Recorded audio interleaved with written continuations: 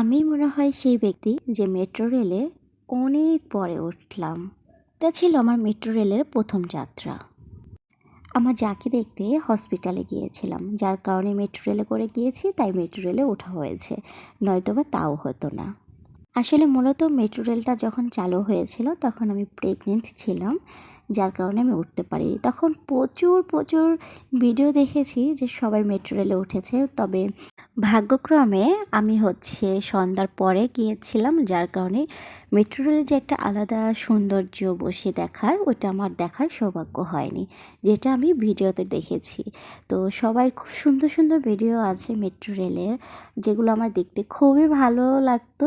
আমি আসলে ওগুলো দেখতাম। প্রথম প্রথম তো আসলে সবাই মেট্রো রেলে গিয়ে খুব সুন্দর সুন্দর ভিডিও করতো।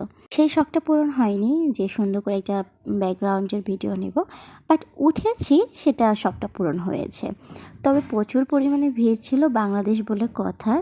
একটা সময় পরে অনেকটা ভিড় হয়ে গিয়েছিল, তো আমার আসলে ওঠার শখটা চলে গিয়েছে বলতে গেলে, কারণ এতটা ভিড় নিয়ে আমার ওঠার কোনো শখ বা ইচ্ছা নেই। তবে একটা জিনিস, সেটা হচ্ছে এই ব্যস্ততার শহরে মেট্রো রেলে ওঠা সময় বাঁচানো, হয়তোবা সময় বাঁচানোর জন্য আবারও ওঠা হতে পারে।